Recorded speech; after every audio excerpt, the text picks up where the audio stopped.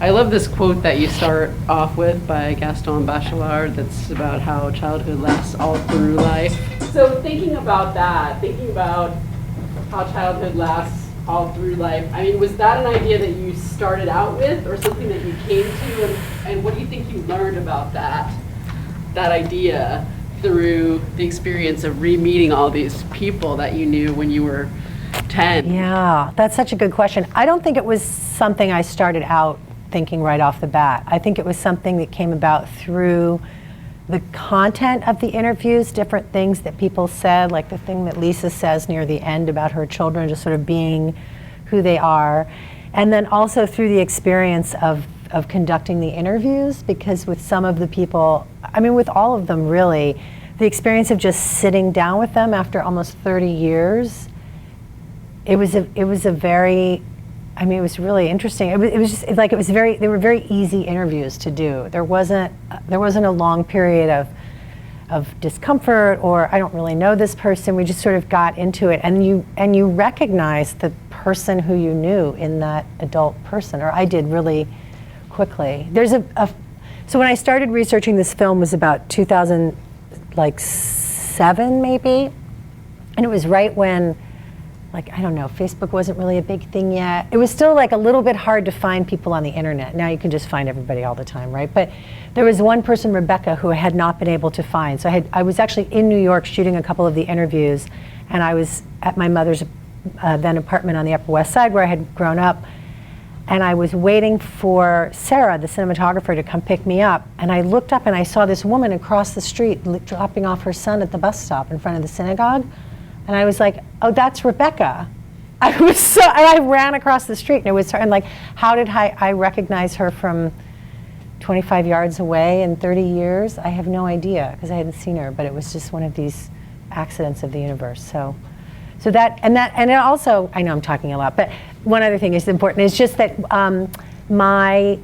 my students were really valuable to me in this process too, because I would periodically show rough cuts to students and ask them for feedback, and sometimes I would ask for like written anonymous feedback. You should do this because they're more honest, you know, when you're the teacher. They're like, it's great, no problems, and then in the written feedback, they're like, maybe you should think about this. But one thing that one person said was one of my students talked about how this theme of parenting kept coming up, and that made me go back and re-look at the interviews to draw out some of those moments as well. I got a copy of the tape of the kids performing Chekhov for children, and I had gotten that from Philip Lopate.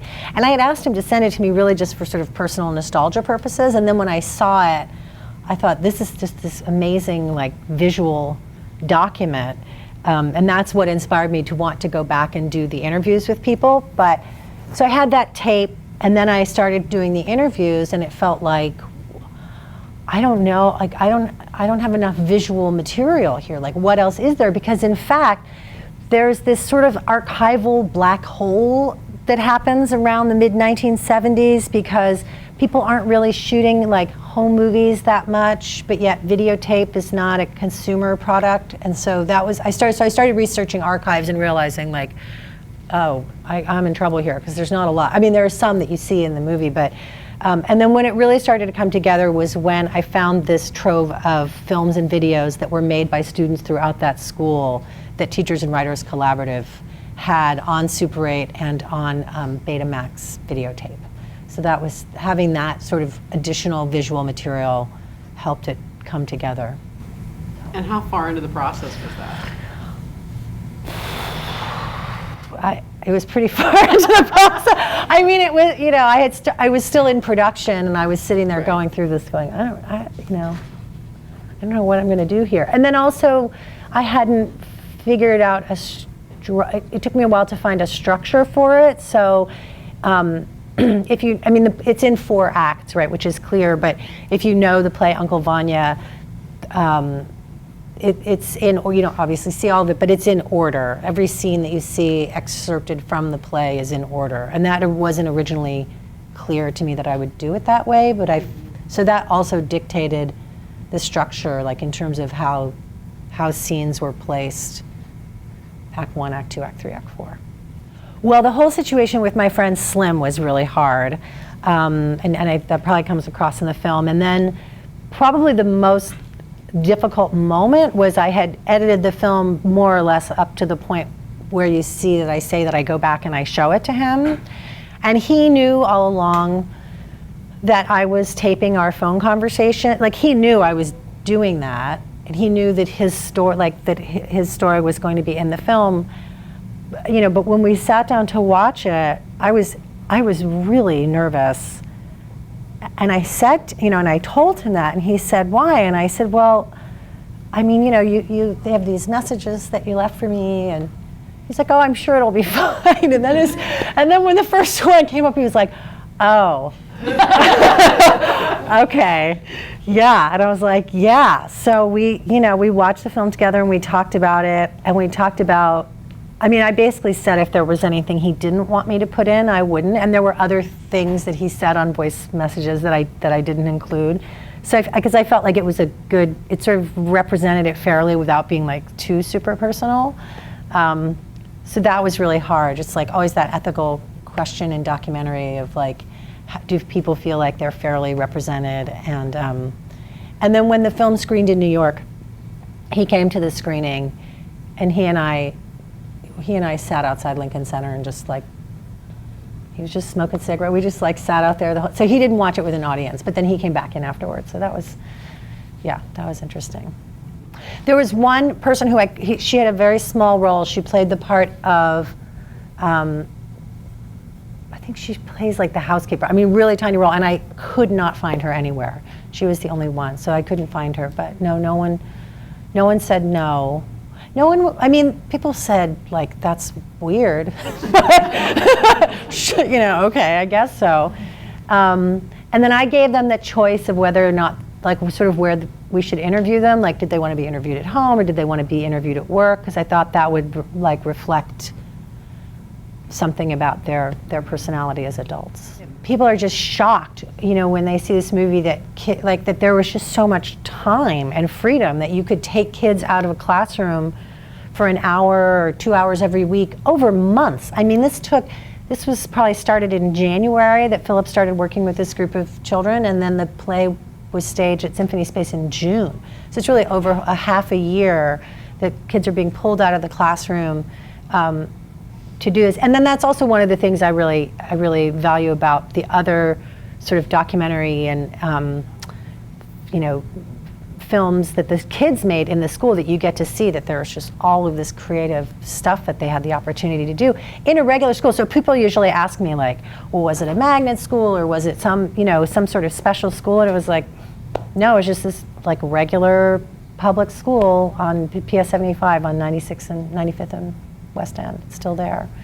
And then in terms of the demographics of it, I mean, that one of the things I discovered when I was doing the research for this is that in 68 or 69, there was a study of diversity along racial and religious and socioeconomic, like nationwide, and that zip code, 125, was the most diverse zip code, like in the entire United States, which is, I mean, you know, which is pretty amazing. I don't think it's that anymore, but no.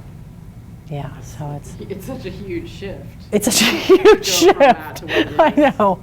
I mean, I'm staying up on 106th in Columbus right now, and I have to say, because there is still like public middle income housing in part, like up there is still some of that, like further up, where Columbia University hasn't just like come in and taken everything away. But yeah, it's definitely really different. So have people talked to you about gentrification and seeing the film? I mean, have you had conversations about that in screenings? Did that come up at the Walter Reed? I can't remember. I don't know that it came up at Walter Reed, because I think so many people there were from New York that we all just know. It's like we live it. And so, but I do think it comes up in terms of again, like people being surprised by how much you know, kids are able to do, like, just do creative things at that time, but then also being surprised by how different the neighborhood looks. I mean, it certainly looks really different as well. But also it seems like the whole concept of childhood has changed a whole bunch, which is one of the things that fascinates me. Like the idea of these kids going out and doing these kid on the street interviews with it seems like sometimes random strangers. Like now, a lot of parents would be so uncomfortable with that. Oh, right? yeah. And kids have been taught to be uncomfortable with that. So it's a Oh, really yeah. amazing thing to have that opportunity. I mean, I struggle with that as a parent. I have an 11-year-old, and when I was 11 years old, I could take my bicycle and go down to Riverside Park or go where, I'd just be like, see ya. And I'm like anxious about letting my daughter walk home from the bus stop by herself. You know what I mean? Like, I don't like that, but it's like there's been this whole cultural shift where what are we afraid of, really? I mean, it's a lot safer now than it was then, so I can't explain it myself, honestly. There was someone posted on Facebook, like some parenting thing from like the 50s or 60s about like, is your 6-year-old ready for school? And it was, can they walk by themselves for 3 blocks? And I thought, wow, that's a different time. The defunding is terrible, but a bigger piece of it is also one of the reasons there is less freedom is because there's such a big emphasis on testing and on teaching to the test, because it's just incredibly time consuming. And here in New York, I think there seems to be more of like an opt-out movement. Where I live in Virginia's like ground zero for this kind of like test mania, because we're so close to DC, I think. Like things just like come across the Potomac and then filter out to the rest of the state.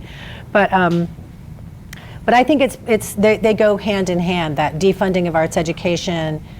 It's like, they say, well, there isn't money for it, and anyway, the kids don't have time. And it's like, well, the kids don't have time because you're spending all of this time with this crazy obsessive testing. I think it's totally toxic. Well, one thing that comes up that's funny when I showed this to my students, when I was working on it, they couldn't believe like how much the kids were allowed to represent violence in their films that they were making in elementary school.